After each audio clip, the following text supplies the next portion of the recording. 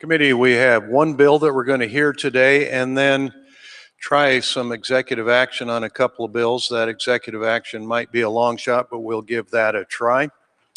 Those of you that are here today in the chambers, please silence your cell phone so it doesn't disrupt the proceedings. If you're going to testify, there's a sign-up sheet out in the foyer. All of you, whether you're online or testifying here in person, give us your name and spell your last name when you come to testify. And let me give you a tutorial on the art of testifying. Get to the point, don't drag it out, and don't just repeat what other people have said. Give us some new information. We do have quite a few people that want to testify, so out of courtesy to them, don't take a whole lot of time when you do testify. If you are an informational witness, just give us your area of expertise and then you need to stop. We will, as a committee, ask questions of you if we need to then.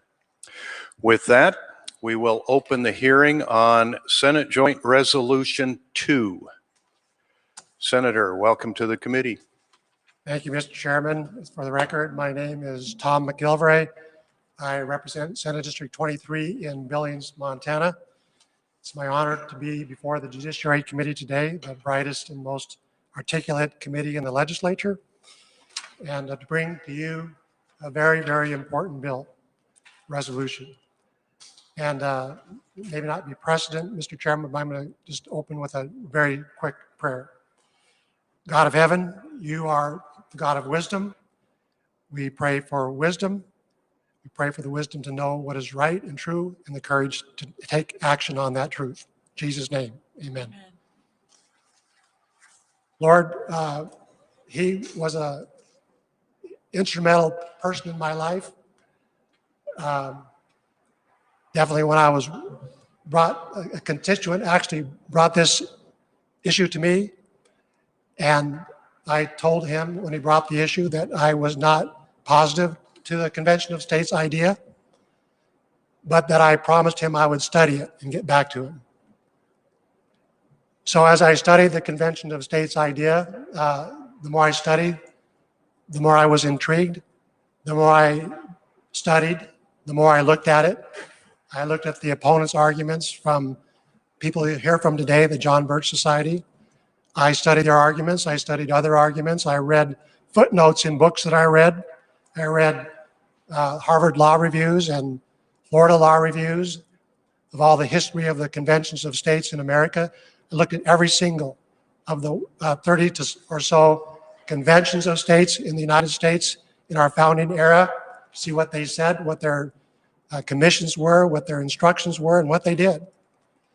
And I had an epiphany during that search, and the epiphany was this. I've been involved in the legislature for 16 years. 8 of them I served in the House. The next 8 I took a very active interest in what was going on. And as a state legislator and as a conservative, I have pushed back against federal overreach and against federal deficit spending, which we vicariously spend about half of our budget in Montana on. And I pushed back. And the epiphany was that Article 5, the Convention of States, the Convention for proposing amendments, is our state's legislatures, our opportunity to have a serious impact on what happens in Washington. I don't have to go to Washington. We in this committee hearing have the power and the ability, along with other states in this country, to say to Washington, enough. Through Article 5, the founders gave us a tool to push back, and if we don't, we are culpable and complicit in what happens in Washington. So with that, members of the committee, I'm going to leave you with Article 5. I gave you all a constitution that you can open up and read it, because some of us don't. And the people behind me are going to be proponents, and they are going to share with you their deep conviction that this is the peaceful, constitutional, well-thought-out solution to the serious issues that create a delicate and critical situation in our nation. Mr. Chair. Okay, We'll open it up to proponents in the room. Proponents in the room, step up to the microphone. Don't be shy. Honorable Chairman, honorable members of the committee, my name is Mark Meckler. I'm the president of Convention of States Action. We are the national group that is responsible for helping to move this initiative forward all across the country. I've had the great honor of traveling the country. I've been in 48 states and the legislatures in most of those states. And I will tell you, being in those legislatures, being here in Montana today is what actually is the only thing giving me hope for our nation today. The state legislatures are filled with real public servants, people who are here for the right reasons, not for money, not for fame, not for power, but because they care about their states. And they've taken an oath to their state constitution and the United States Constitution. Today in America, all of that is at stake. I think people agree with this regardless of what side of the aisle they're on. We're seeing incredible division, perhaps the greatest division we've ever seen in modern America. And everybody, regardless of the side of the aisle or the political ideology, is concerned about what's going on in the country today. I'm here to tell you that the only solution that I'm aware of today in the United States of America that can solve the big problems facing our country is Article 5. Our problem is we're so divided as a nation, and we do everything or so many things in Washington, D.C. Roughly 60 to 65% of your state budget is controlled in Washington, D.C. And with a divided nation, what that means is roughly 50% of us are always angry about what's going on in Washington, D.C. The founders had a solution for this. They called it Article 5. The founders told us back in 1787 that if we got to the point where we felt like the federal government was doing too much, was too involved, was too tyrannical, not by party, but by institution in Washington, D.C., that we should call an Article 5 convention and we should take our power back. We should return it to the states. People are concerned, and rightly concerned, that we live in a nation where people don't really like each other, but the true history of our country is we haven't always really liked each other. In 1787, we joined together because we fought a common foe, but you move forward through history, we fought a civil war, we've always disliked and distrusted each other between states. And the only thing that made it work is that we had a federal government that was designed to do a limited amount of enumerated things, the things that we believed that we had to do together in a dangerous world to be successful as a nation. Today, the federal government has far exceeded those bounds. And regardless of party, we are frustrated by Washington, D.C. But we do have the power. You have the power to do something extraordinary. You, as state legislators, are extraordinarily imbued with power. You're not told this when you get your orientation here, but you are the only people in the federal government with the power to call a convention, to propose amendments, and to ratify those amendments, thereby restructuring the United States government and bringing the power back to the people in the states. Why you? Why were state legislators given this power? And I think the answer is obvious when you look at history, because those who served in the convention in 1787 were state legislators. They served in state legislatures, colonial legislatures. They served on town councils and county boards. So why did the founders give them the power? Why them and not somebody in Congress? And the reason is because the founders didn't trust you any more than they trusted people who would be in Congress. They understood human frailty and human flaws and human nature better than almost anybody. What they did is they trusted people more who were close to the people that they governed. Nowhere is this more true than in the Montana legislature. You go home and you live with your constituents. You live the same lives that they do. You're not insulated from them. You're not separated from them. They can come here and see you here. They can see you at home. And they do see you at home. In church, on the ball field, in service organizations. And the founders knew that someday the federal government would grow out of control and it would take state legislators to step up to the plate and rein it in. And that's what we're asking you to do today. In summary, one of the things you're going to hear that there's going to be a runaway convention and we are going to lose our government if we allow there to be a convention. It's very important that you understand two things. One, we've lost our government. If you think you have any control over what goes on in Washington, D.C. today, the control is the other way around. They control us as individuals and they control your state, 60 to 65% of your budget. Number two, and equally important, the idea of a runaway convention is a fallacy. It's actually a fallacy that was invented in the 1970s by the radical left to stop conservatives who were trying to do important things to limit the growth of federal government. And you don't have to believe me. This is all on our website. Read David Horowitz's article about this. He's the great scholar of the American left. It's also important to remember who supports this and who doesn't support this. Because sometimes I can't know the politics of everything, so I just look to who supports it. Every major conservative figure in the United States of America who's commented on this All the talking heads, Limbaugh, Levin, Shapiro, Hannity are all in favor. All the scholars, Randy Barnett, Robbie George, and right here from Montana, Rob Nadelson. And on the other side is frankly every radical left-wing group in America signed a press release approximately 4 years ago against Convention of States. So I'll close with that. The idea is that you have to choose a side at this point. And you have to make your choice between Montana or the federal government in Washington, D.C. I'm here to tell you that I choose Montana, and I hope that you will choose to support SJR 2. Thank you for your time.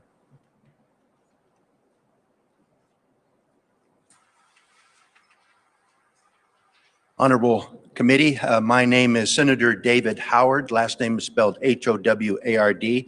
I'm from Senate District 29. I want to tell you why I got on board with this. A well-known senator that we all know ran for office and said that we need to cut our budget in Washington. And then he went to Washington and he voted for every budget increase there was. Now, let me tell you what he said.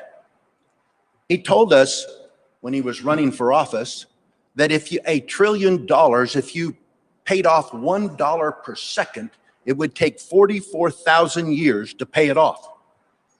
Well, we are more than 27 of those in the rears. And what has happened over the years with a runaway budget in Washington, D.C.? They have literally purchased Montana's liberty. They give us money, almost half of our budget, and then they tell us how we have to spend it. They bought Montana.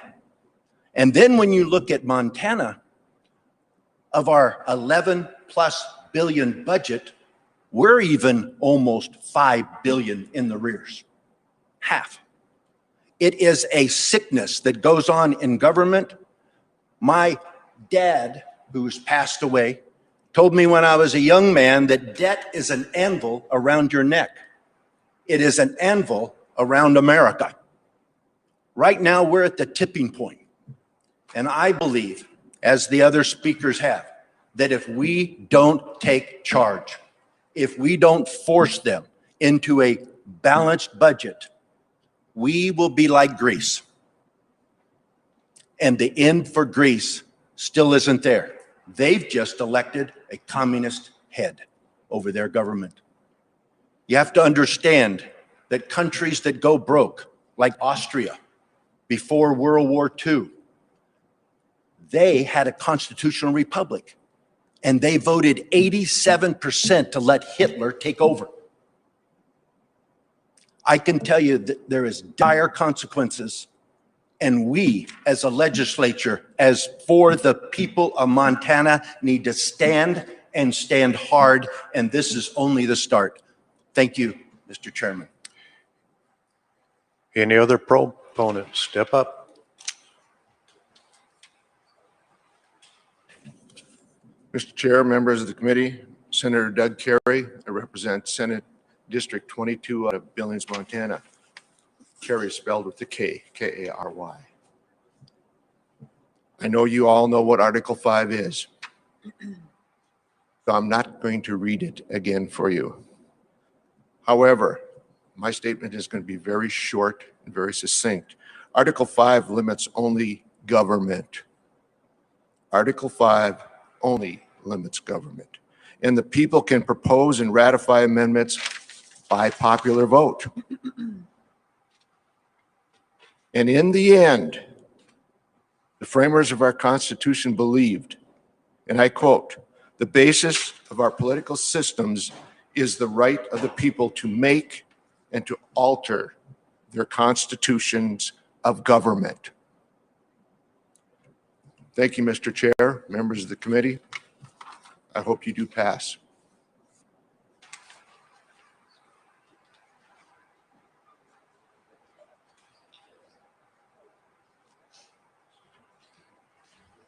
Mr. Chairman, members of the committee, my name is Brad Molnar, M-O-L-N-A-R. I represent Billings and parts of Billings and all of Laurel, Senate Bill 28, Senate District 28.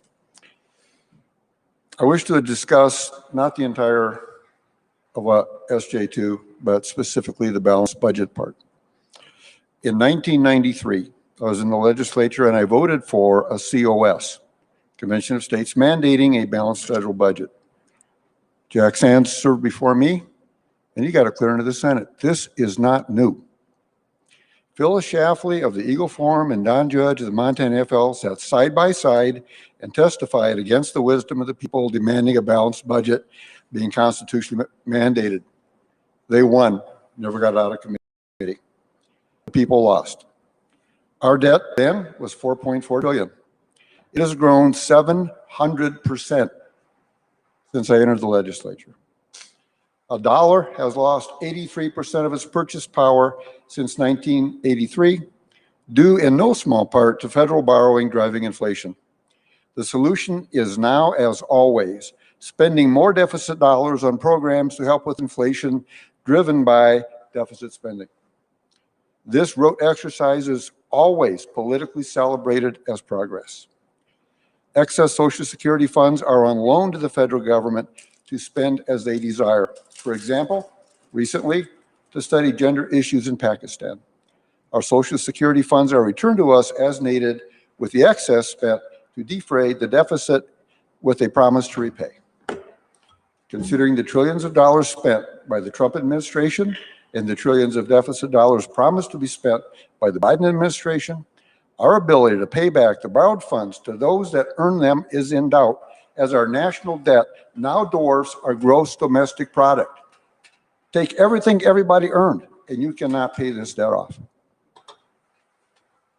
In 2037, Social Security expenditures will exceed collections. The chosen option is to tell people to work longer and for our leaders to pay old debt with new debt acquisition. From foreign countries and drug cartels purchasing our notes through the Cayman Islands. The People's Daily in China, I'm probably the only person here that reads that, asks, if democracy is such a good idea, why must the United States borrow from China to fund their government? If you don't have an answer, then vote for SJ2.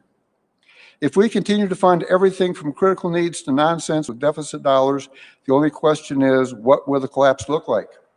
The Chinese yuan is now discussed internationally as becoming the median currency for the exchange and international commerce, replacing the dollar due to our debt. That makes China primacy.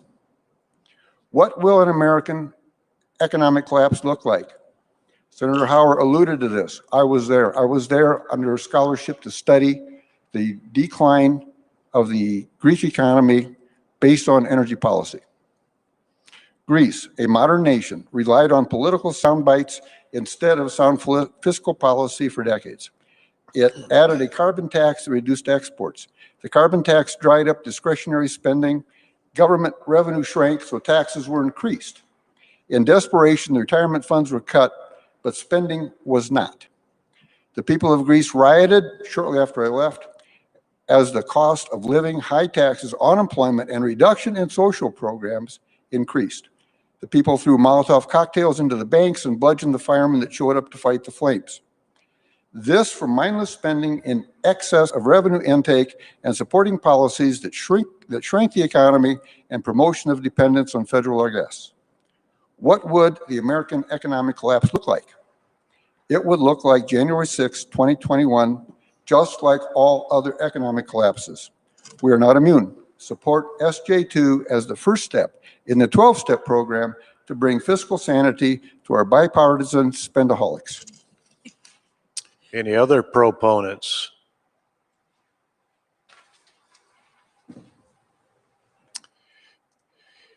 If you are a proponent, it's okay to line up behind him, give a little space there, and that might speed up the proceeding. That'd be great. Go ahead, sir.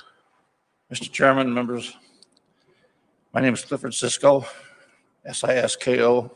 I'm from Miles City, Montana. I come here today in support of Convention of States Resolution SJ2 being presented here today. As a veteran, I believe as strongly now in the ideals set forth in our founding documents as I did when I joined the Navy. As a young man, all of 17 years of age, I stood alongside a number of other young men and women who swore an oath to support and defend the Constitution of the United States of America against all enemies, foreign and domestic. I have not been released from that oath. Like so many others who came before us, we did what that oath required of us. Every day we put on that uniform. And every time we went into battle, we upheld that oath. The words honor, commitment, and courage. Those words have meaning and substance. They aren't just words thrown out like so much verbal gibberish. We acknowledge and live by those words. Every person who puts on and proudly wears the uniform of this great country does their level best to comply or exemplify those words at all times. I feel I can't emphasize strongly enough those words: honor, courage, and commitment should mean as much and have the same impact on our elected officials, both state and federal, in upholding the oath they have taken, as it did to all who have worn the uniform of this country. I took another similar oath when I became a life member of the Veterans of Foreign Wars of the United States. You will notice both of those oaths say, support the Constitution, not the government. Right now, I feel a domestic threat we face in this country is our federal government. And the only way to overcome that is to give the power back to the states through implementation of Article 5 Convention of States.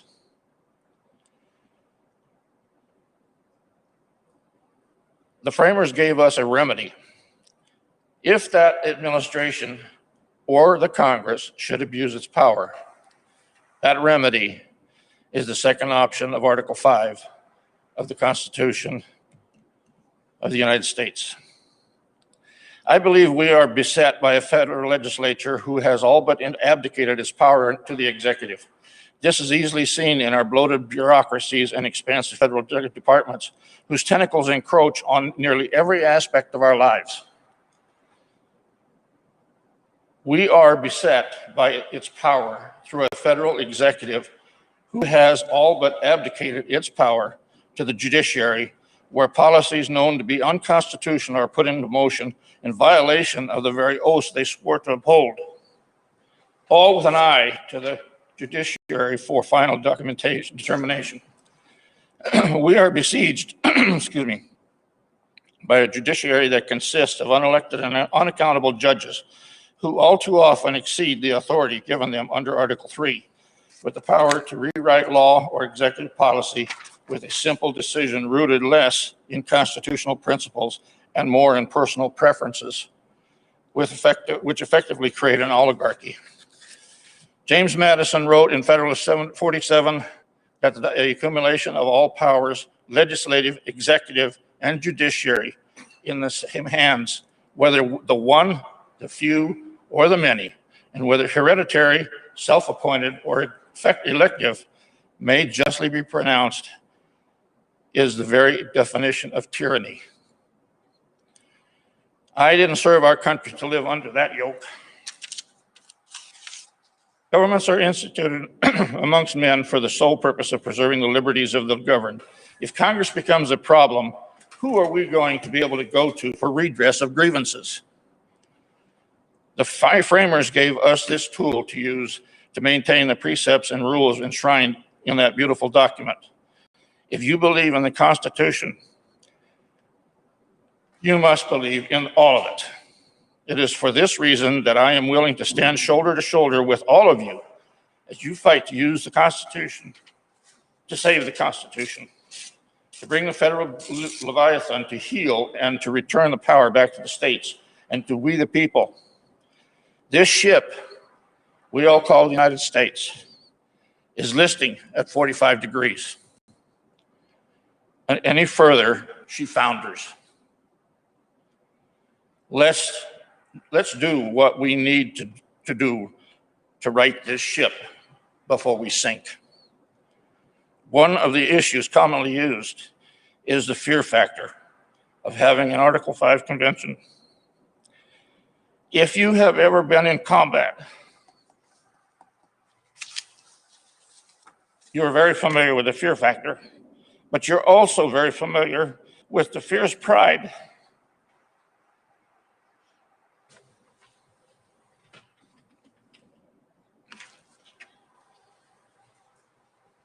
and sense of honor you've felt standing together with your fellow members during a firefight. We must never let fear prevent us from doing what is right or needed. I don't want to even imagine where we would be today if our men and women in uniform would have given up during World War I, World War II, Korea, or Iraq. If those who gave the full measure of service to country could give voice today, they would ask, is our sacrifice all for nothing? Thank you. Thank you. Next proponent. Honorable Committee, my name is Tracy Schuster. That's SCHUSTER. I had prepared a written testimony of my own, but I have ditched it. It's over there, so I'm winging this from my heart. I stand before you as a mother, as a proud patriot of America, and a citizen of Montana. And I was never an activist, a political activist before. But the division in our country has made me rise. And as an introvert, that is very hard, difficult thing to do. But I do it because the fear in my heart of being a fallible human being, that fear of being exposed or being attacked, we have to overcome that because America is about redemption. And it is about the spirit of freedom and liberty. We make mistakes, that's part of free will. But the founders, when we learn about the founders and the principles in our Constitution, and liberty itself, it makes people rise. It makes people better. That is something that we cannot lose in this country. Liberty has lifted people out of poverty. It has made civilization better. And we need to continue to stand up. No matter if our voice shakes, no matter if our hand shakes, we have to come together, stand up, get over ourselves, and do what's right and necessary. The principles of our Constitution are limited government. They are individual rights. They are the consent of the governed, fiscal responsibility, separation of powers, checks and balances, and federalism. What Convention of States does is it uses all of those. It brings all those principles to the table. It gives us an opportunity to restore those principles, to bring those to light, and to shine, because what we have to do for our children and the generations behind us is to be the example and to say, these are principles worth fighting for, worth defending, and worth upholding. And if we don't do it, who will? Who's going to come to save us? No one. It's up to us. It's up to you. I ask you all to defend our constitutional principles, the principles that were in our Declaration. The Declaration of Independence brought forth a list of 27 grievances against the king. And our Constitution protects us against that kind of tyranny. And we must use our voice. We must stand up against tyranny. This is our inheritance, and we need to keep it. Thank you.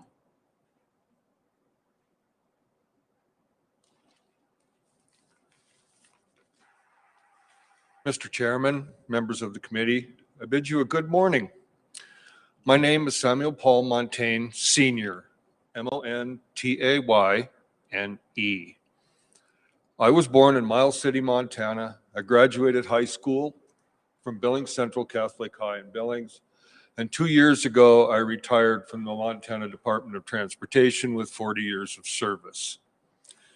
I am here today in support of the resolution for the Convention of States, because I believe time is of the essence, and now is the time for a constitutional convention.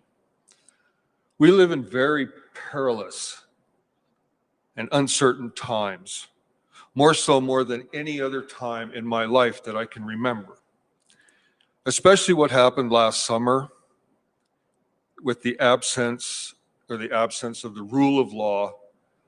And much of what this country has stood for, was built upon, were either removed or destroyed. And it's happening at an alarming rate. Make this convention more needed than ever. You can make my home state one among what I believe will be more than 34 states that are required to call a convention. The framers, patriots one and all, who wrote our Constitution were some very, very smart people. They took from the past and added to and left what worked and added to it and left behind what didn't work. You know, especially what they were going through at the time with the colonies and the states and the crown and everything else that was going on at that time, and gave us our Constitution. They also looked to the future, knowing that things change, and they left us with a way to amend our Constitution should the need arise. And our Constitution has stood the test of time. The vehicle they left us is Article 5. There are two ways to do this. The United States Congress can send amendments to the states, or the states themselves can call. The states is what is before you today. We can call a convention with 2/3 of the 50 states doing so. That is what I am here in favor of. I pray you see the utmost importance for a constitutional convention to save our great republic. There are two amendments among those being discussed that I feel will be ratified should they come out. A balanced budget amendment and term limits, both of which this state and most other states in the union have to live under. So why not the federal government?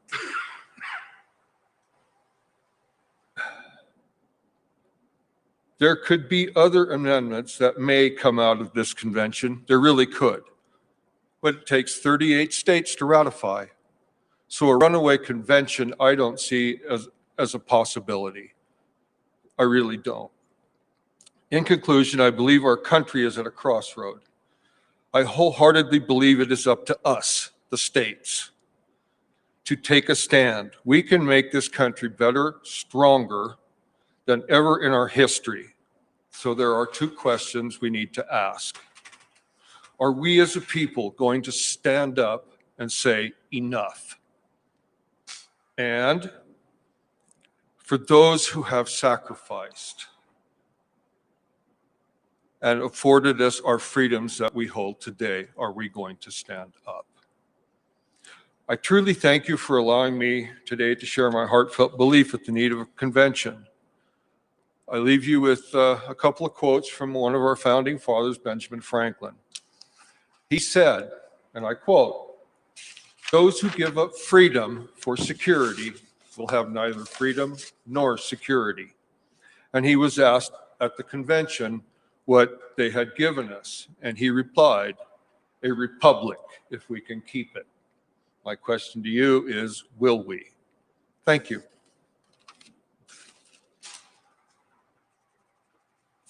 Good morning. My name is Christine Marie Longerty. Go ahead and pull the mic right close to your mouth. That's My okay. name is Christine Marie Longerty, Dougherty. My maiden name is Neumann.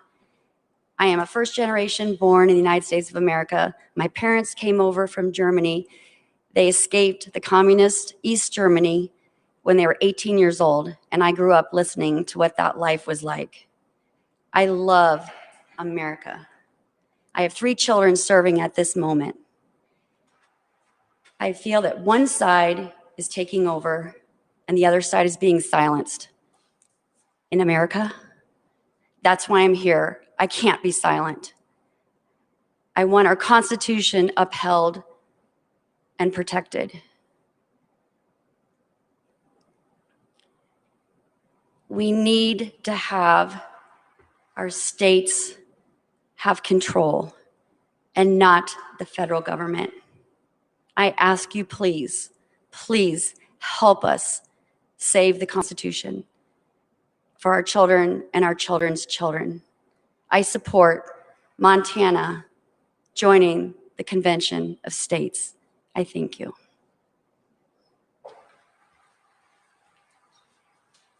Chairman, committee. Honestly, I didn't know I'd be standing up here until a little while ago, so I haven't really prepared anything. I just want to stand up here and say that. Pull the mic close to your mouth. I'm There sorry. you go. You Is that bet. better? Yes, and give us your name, please. My name again is Michael Dougherty, Dougherty. And again, I have nothing prepared. I didn't know I'd be standing up here today. I've never done anything like this before. I'm not an activist. But the one thing that I can see is that if we haven't already lost our country, this Convention of States is our best and last chance to take it back. A little over 250 years ago, we had 13 states that stood up to an oppressive government. And they made decisions that cost them bloodshed and a lot of loss to take that back. And they spent a lot of time in deliberation. Unfortunately, they gave us this Article 5 so that we don't have to expend bloodshed, even though the other side seems to want to do it that way.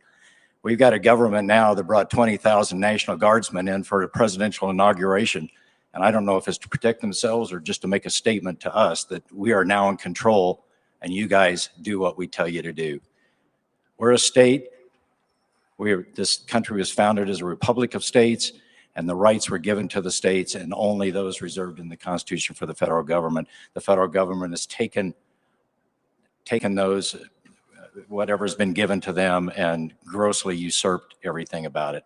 They now own us. And if you oppose this, I just have to ask you why. What is it you're afraid of?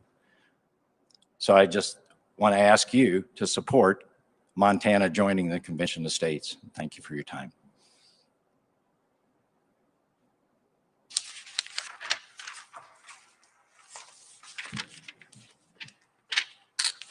Hello, members of the committee, Mr. Chairman.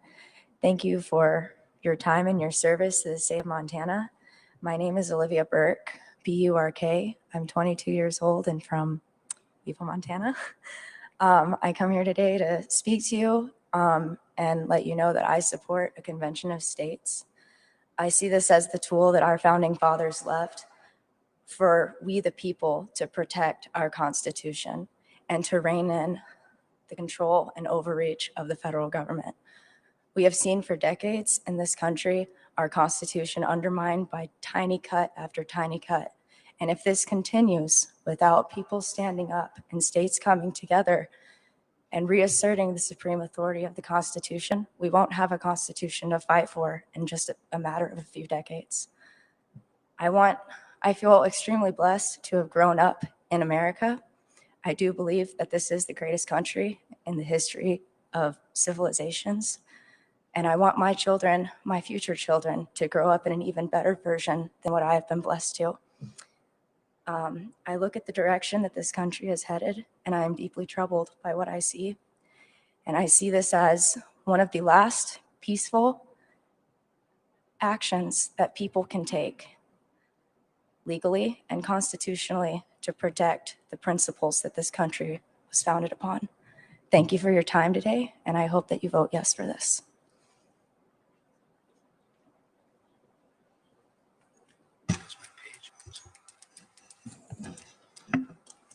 Chairman, members of the committee, my name is Terry Kramer. That's spelled K-R-A-M-E-R. I live in Clancy, Montana. That's House District 75, Senate District 38. I am a small business owner in the shooting sports profession. My company, Kramer Designs Corporation, designs and manufactures ultralight, ultra-compact bipods, tripods, and optic mounting accessories for hunting and trekking. I have spent 3 decades in the shooting sports industry. I have 25 years exhibiting at the world's largest and most influential hunting and sporting events and conventions. This includes, but is not limited to, Safari Club International, the Wild Sheep Foundation, the Rocky Mountain Elk Foundation, the Mule Deer Foundation, Ovis Grand Slam, and the SHOT Show.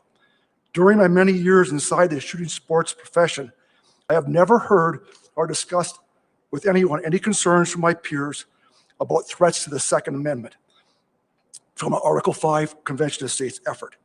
Taking this one step further, as an ardent believer and supporter of COS, over the past 3 to 4 years, I have actively displayed in our booth at these shows COS posters and wore COS buttons. And these posters and buttons have initiated many discussions with my peers and customers, the vast majority seeking more information and more knowledge on the topic, but also a significant number of ardent supporters. There has not been a single discussion that I can recall concerning COS Article 5's efforts and the possibility that would have any kind of infringement on the Second Amendment. We as a nation have over 300 years of convention experience going back to pre-1787 colonial times. The Convention of States has even taken the further step and held simulations on the Convention of States for proposing amendments that dust off the cobwebs and lay the groundwork for the new convention. To address any concerns about a runaway convention infringing on the Second Amendment, I want to quickly share with you 5 points as presented by Rob Nadelson.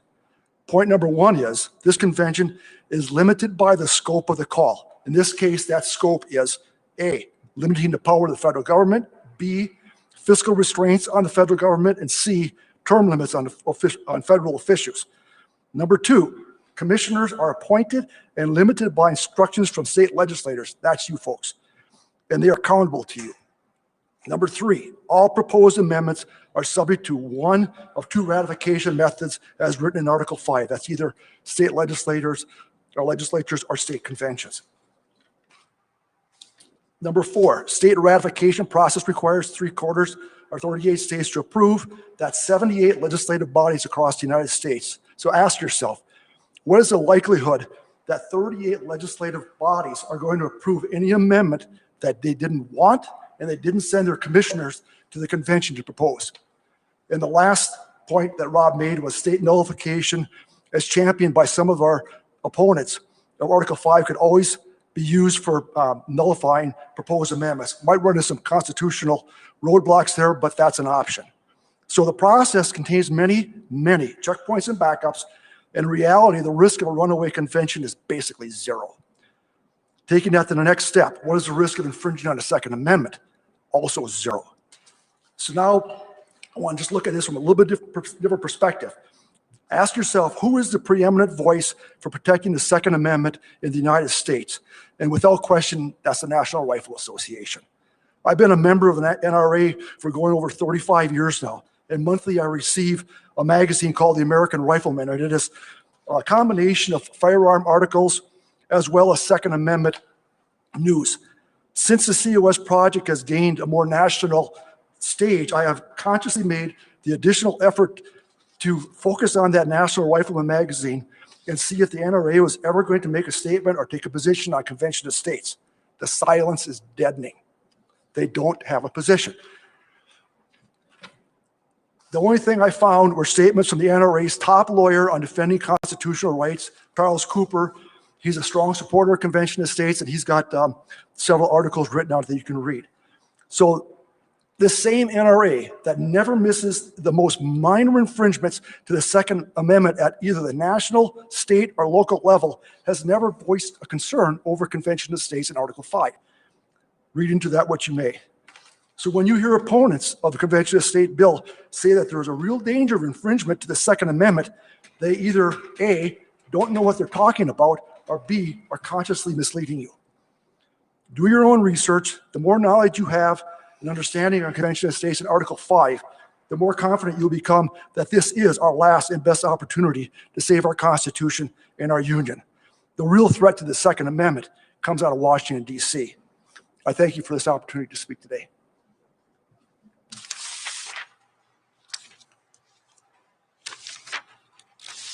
Hello, Chairman and members of the committee. My name is Jacob Emrich, E-M-R-I-C-H. I'm from Great Falls, and I've lived in Montana for 30 years. My wife was born and raised here.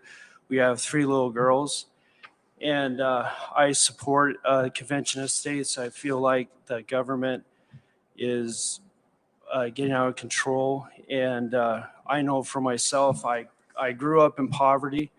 And because of the great opportunities of the state of Montana and of the U.S., I was able to raise myself up and set a foundation for my kids that they can build on. And I really feel strongly that we're losing that opportunity for the next generations to come along. And I ask that as a state, you guys work on taking the power back to the state level so we have more control of what's going on at the federal level, because I don't believe they listen anymore. Thank you. Hi, Chairman Regier and members of the committee. Thank you for your service to us, the citizens of Montana, and to the American people. My name is Steve Schuster, S-C-H-U-S-T-E-R. My wife Tracy and I farm in Northeast Montana.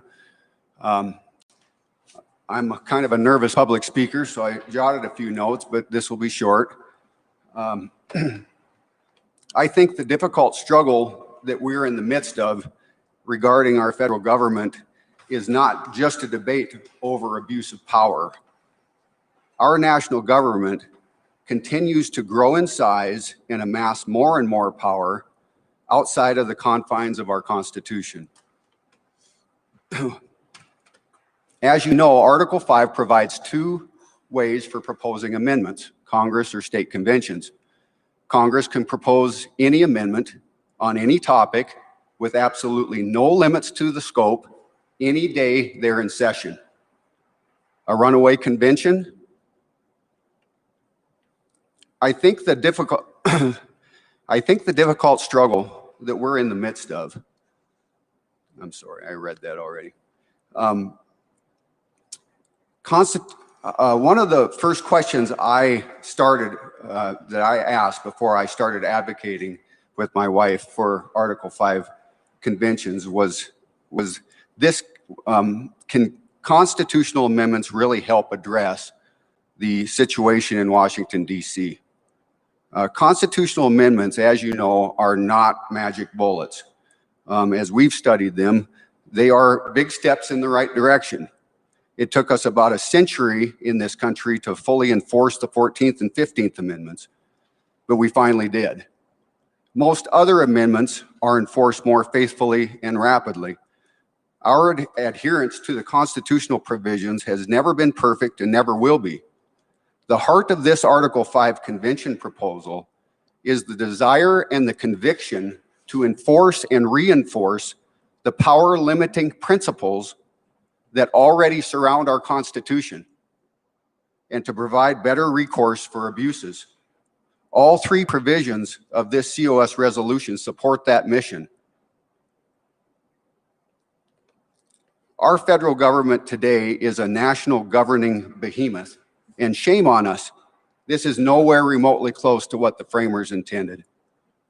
And Congress loves it because they have plausible deniability. They are never held responsible, or almost never, for the regulatory actions of the agencies. Why are we allowing Congress to delegate its primary responsibility?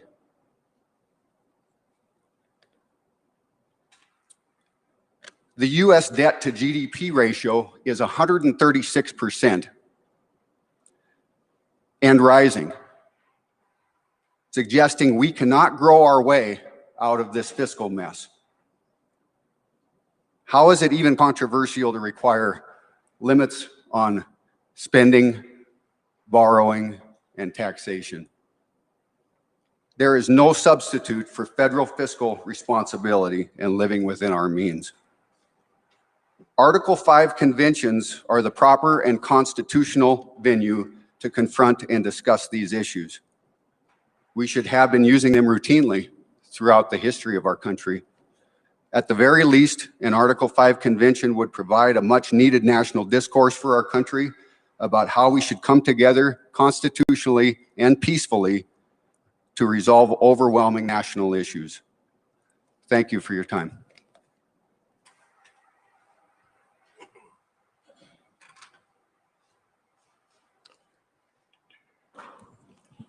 Good morning, Chairman, members of the committee. My name is Joehussick. I'm from Great Falls, Montana. I've been in the state of Montana for... Could you spell your last name for us? Yeah, that's a good name to spell too. H-O-S-E-C-K. We've been citizens of Montana about 31 years now. And we love this state. And I guess I'm one of those too that I really haven't been, I haven't been a public speaker. I haven't been involved in politics, but over the years, I've just grown more and more frustrated with the lack of results coming out of Washington, the fighting between the parties. I mean, we just don't get anywhere.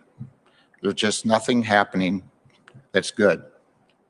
So I was frustrated. So back in April, I did become involved in a convention of states. I'm now a district captain out of Great Falls. I've been doing my best to participate to try to help this country. And I guess when I first joined, I was looking for something I could do personally. And I just came to the Convention of States because it gives me an opportunity to at least support something that I feel is the only way that our country is going to be able to keep our freedoms and keep this country going forward. So then this last summer came around, and quite frankly, I am damn scared. Excuse the French. I just cannot believe where we're heading right now. And if we don't save this country, I'm scared for my kids, my grown kids, my grandchildren. We have to do something. The Convention of States allows a peaceful way of doing that. We have to have the courage to stand up and do something about this. The Convention of States is our way. Please support the Convention of States. Let's have courage to stand up to this. We cannot let this go on. Let's bring the power back to the people, bring it back to the states, and let's make this happen. This has to happen now. Thank you. Morning. My name is Stan Hansen. I come here out of Kalispell. Can you pull the microphone closer to your mouth? Pull the microphone. Yeah, go ahead and pull it. There you go. Can you hear me now? That's a lot better. Okay. I come from Kalispell. Okay. And I come in support of this bill. And your name again, could you spell it for us? Stan, S-T-A-N, H-A-N-S-O-N. Okay, thanks, Stan. I come here to support this bill. I believe in the spirit of Montana. I'm a multi-generational Montanan. I walk amongst people who call Charles Conrad, great-grandpa. I have grandchildren of my own and great-grandchildren on the way. And I am here for one person, that's to support this in the spirit of Montana. Thanks. Thank you. Good morning, Mr. Chairman, members of the committee. For your record, my name is Jane Hammond. It's Haman. I'm here as a private citizen, a resident of Clancy, Montana. George Washington reportedly warned us that government is like fire, a dangerous servant and a fearful master. Never for a moment should it be left to irresponsible action, close quotes. Whether or not our first president stated that, it is clear that our federal government has become a very dangerous servant. It is threatening the very survival of our republic by foolish overspending and out of control intrusion into our work, our recreation, and our lives. Now is the time for Montana to join the other states that have adopted conforming resolutions to implement Article 5, which the founders placed in our Constitution for days exactly like this. Thank you.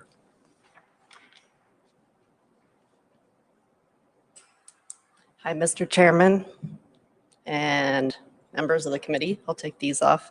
I wasn't planning on speaking today, but I just feel called that I need to do this. So I apologize for reading from my phone while I'm taking my notes. I won't do that next time if I present in front of you guys again.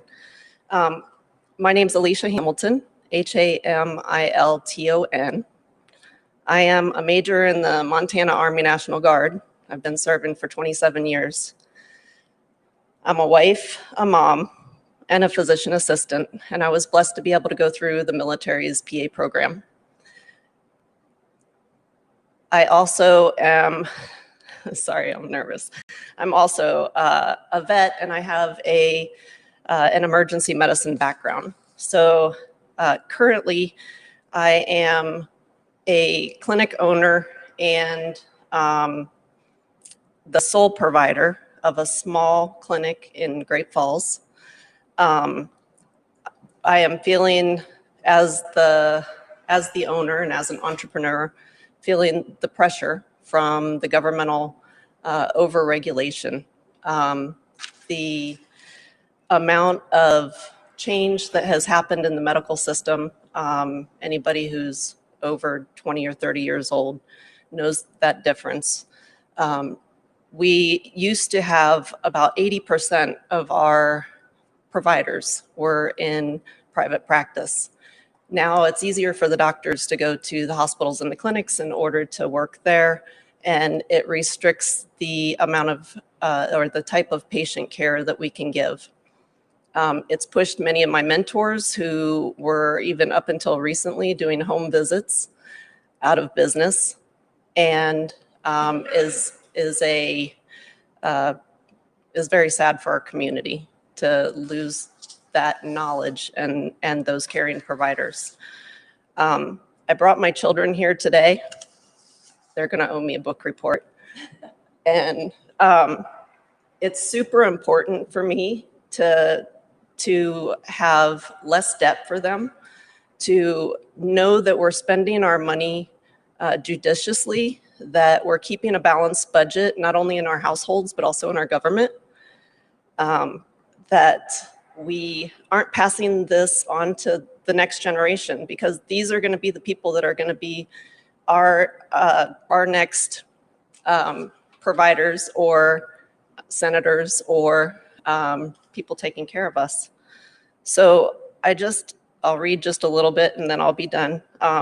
This liberty that we have, I started with the Army National Guard because I believe in the history of it, and I believe in being able to pick up arms and being that primary militia that we support each other and that we will fight for each other.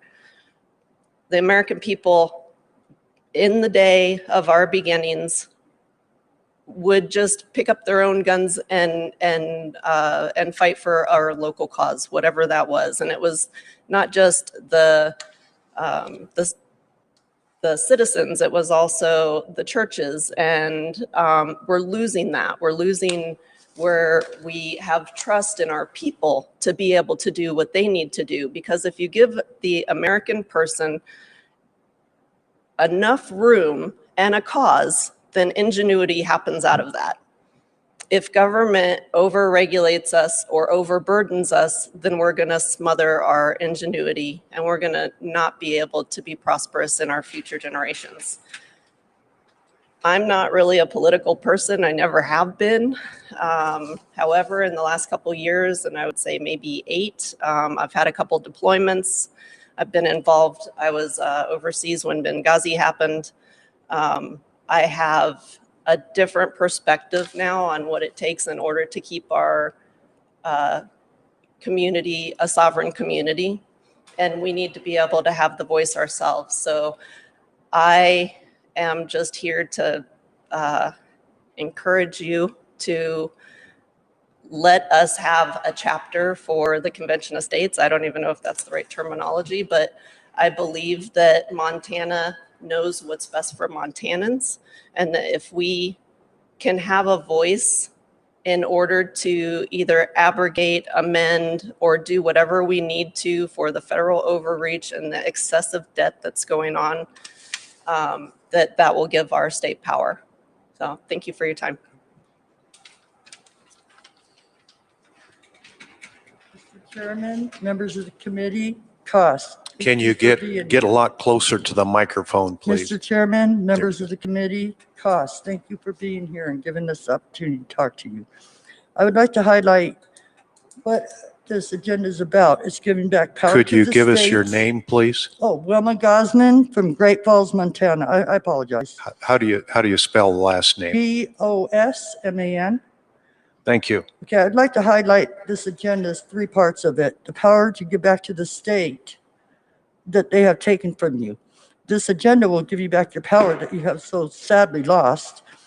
The spending, okay, they're grossly eating our money.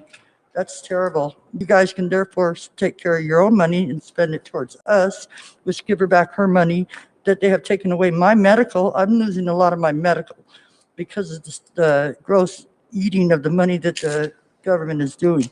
Term limits, they need term limits. No term limits, they become power happy. They're just chewing away at everything from us. The agenda, if we can get to 34 to 38 states, will take care of this also. We can put them back in their place, which they are not in. They're sitting there on Happy Billionaire Row, throwing us under the bus, taking advantage of us. I hope that we can get this in place. Thank you for hearing me. Thank you. Chairman Regier, members of the committee, my name is Scott Richner, R-E-I-C-H-N-E-R. I represent COS here in Montana. I'd like to just start by sharing my experience with COS. Just found out about it, frankly, just a few months ago when the sponsor asked me if I'd be interested in helping. I think the issue here really is no matter if you're on the right side or the left side, the issue is the same. Whether you're really, we have too much spending right now, too much federal spending. And unfortunately, there is no restraint. And I think we can all agree to that. This resolution proposes really a couple major things. It proposes a balanced budget of some sort of measured balanced budget amendment and also federal term limits. These are polled very high on both sides. I think they're 75% plus polled on both sides of the aisle. But unfortunately, we just can't get them through Congress. They've tried, they've been unsuccessful. Article 5 allows us as states to be able to push this forward. So when you think of COS, I want you to think of balanced budget amendment of some sort, and I want you to think of federal term limits. With that in mind, I think all of us, whether we be Democrat or Republican, can come to an agreement that it needs to be done. So I would ask you members to consider SJ2 and we appreciate your support. Thank you very much. Any other proponents in the building? Any other proponents in the building? Okay, we have some online. Is Thomas Kallenbach?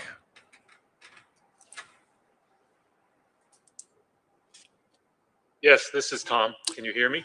Get a little closer to your microphone. How's this? Very good. Thank you, Honorable Committee. My name is Thomas Kallenbach, K-A-L-L-E-N-B-A-C-H. I am a chemical engineer, licensed professional engineer, and I manufacture wastewater treatment systems in Belgrade, Montana. And I appreciate the opportunity to voice my strong support, having considered both sides of this issue, for SJ2, and I respectfully request that you pass SJ2. Thank you. Next, Vincent Zorkman.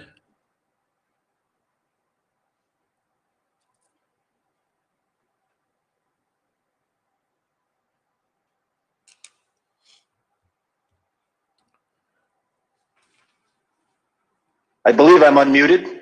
Yep, you're loud and clear. Go ahead. Oh, okay, Vincent Zorkman, Z as in zebra, O-R-T-M-A-N. I would just reiterate what the previous speakers have said.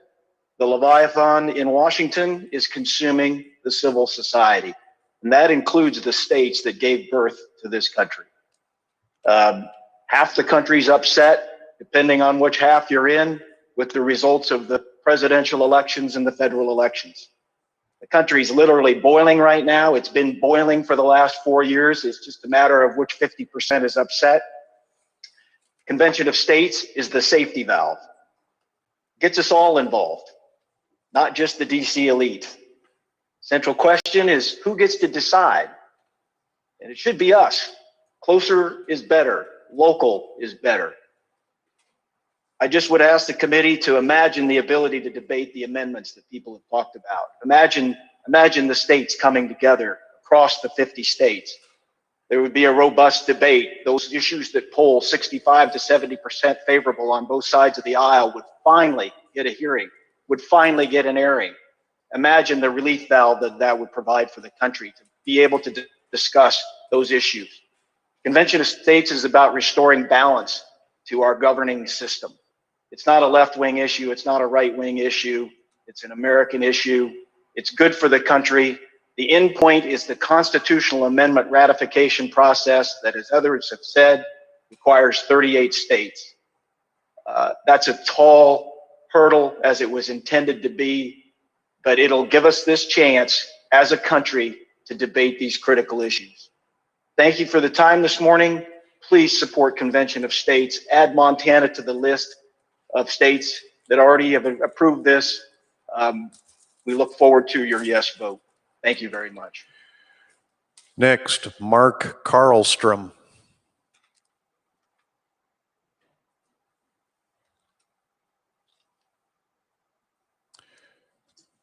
Am I coming through? A little closer to your mic. Okay, how's that? That's better. Go ahead. Okay, Honorable Chairman and Senators, my name is Mark Carlstrom, C-A-R-L-S-T-R-O-M, and I'm testifying as a private citizen from Billings. And I have a short statement. You've already heard a lot of great testimony this morning.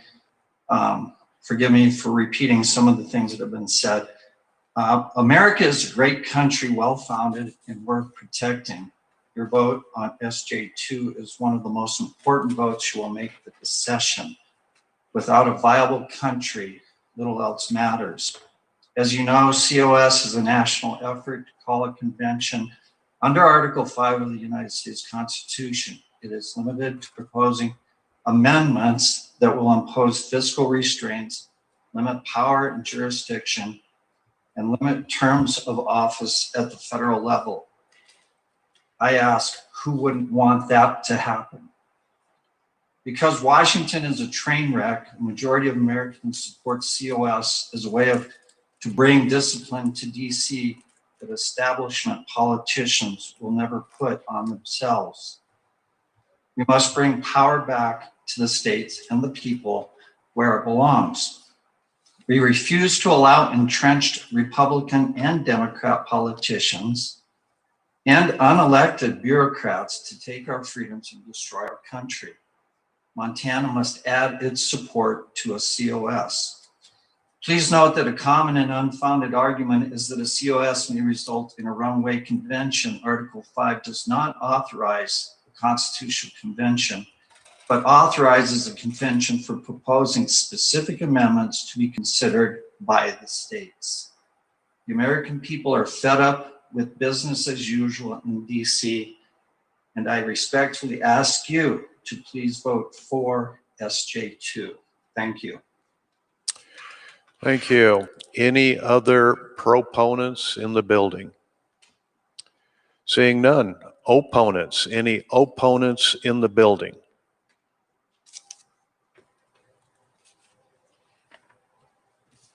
Good morning. My name is Leah Southwell, Southwell. My primary residence is in Colorado. My secondary is in Belgrade, Montana. I am the field coordinator for the John Birch Society for the state of Montana, amongst a few others. The John Birch Society has been standing for 62 years for Americanism based on our founding documents, primarily the Constitution. I stand here in agreement with all of the people who have already spoken. I stand in opposition to the methodology. I have a story to tell.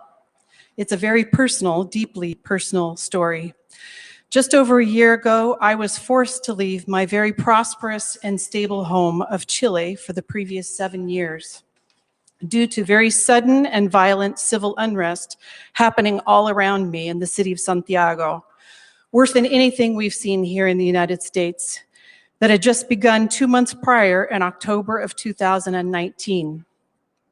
Only 8 days after the start of the riots, 1 million people came out into the streets to protest every social and economic issue imaginable. With that, so very surprisingly, came a sudden call for a new constitution. I asked everyone who was for this what specific language in their constitution could they blame for these issues. None could tell me, but all were convinced that it was the cause of their problems and their injustices.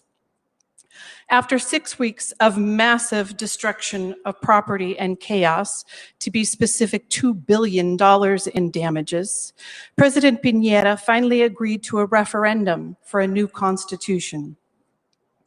I, still trying to understand how such a peaceful and prosperous nation could suddenly turn to chaos, I asked my very many Venezuelan friends who had been forced to leave their country, formerly very prosperous nation, to find work elsewhere so they could feed their families back home.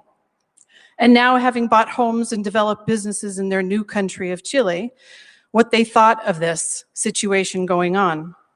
Every single one of them told me that this is how the loss of their country began. They shared with great shame that they had been the protesters demanding the changes to their constitution and supporting all who promised them change. They admitted to having voted for Cesar Chavez, and then admitted that they had brought their misery and loss upon their country, upon themselves. I asked them what they would do about this situation in Chile. They said that they were desperately trying to warn the Chileans to not fall for the promises made by the politicians and by the agitators. I asked them how the Chileans were responding to their warnings, and they said they responded the same way that they had responded to the Cubans who came to warn the Venezuelans. They said, we wouldn't fall for those false promises. We're Venezuela, we're not Cuba. And the Chileans are saying, we're not Venezuela, that would never happen to us. And now we see something similar happening in this country. Now, after it's all too late, they have lost their country and are forced to live and work in a new one, and they do very deeply regret their actions and their trust in promises made to them. Chile just had their election this past October, for their referendum for a new constitution. And very surprisingly, although it was not to me, almost 80% of the voters have placed their faith in a new and yet unwritten constitution. The likelihood of it solving their problems is doubtful, and the possibility of it bringing about the downfall of their nation is very real. But what the heck, it's what the people are asking for, right? I know you're not asking for a new constitution, but you're seeking ways to constrain the out-of-control federal government by changing the wording to a document that has not been abided by for a very long time. You may believe that you can control this convention process and impose your state's powers over Congress. Article 5 grants you the power to apply for a convention. This application is then given to Congress to call for the convention. If they call for it, they control it. To think that Congress would hand over the power to the states to restrain itself is a terribly naive belief. You, our representatives, hold the preservation of what's left of our horribly ignored and abused founding document. This key has so far been very carefully guarded for 233 years. The enemy of this great document would like nothing more than for you to bring out that key and unlock the door. Your intention is to only and carefully and with great limitations crack the door open, make the repairs, and then close the door again. There are, however, powerful enemies that are hoping that you'll do just that so that they can kick down the door and destroy the few restraints that still hold them back. If you can guarantee that this cannot and will not happen, I would consider supporting you. But you know you can't. I ask you, can you live with yourself if you, like the well-intended Cubans and Venezuelans and Cuban people, opened the door themselves and in the end made a disastrous decision that cost them their once prosperous nations and forced them to go live somewhere else? Is it worth the risk? Is there a reason that this has never been attempted before in 233 years? I implore you to oppose this resolution and seek other solutions to this very real problem that we are facing. Thank you. Any other opponents in the room? Opponents in the building? Okay. Online, we have Caleb Collier. Yes, can you hear me? Very good. Go ahead. Thank you. My name is Caleb Collier, C-O-L-L-I-E-R. I am the Executive Field Coordinator for the John Birch Society covering the Western region. Let me lay out a scenario for you. Say that I am not feeling very well and I decide to go to a doctor, and after some tests are taken, it is found that I have high blood pressure. Well, like most Americans, my initial response is going to be, what type of medications can you give me? But the reality is this, what I should be asking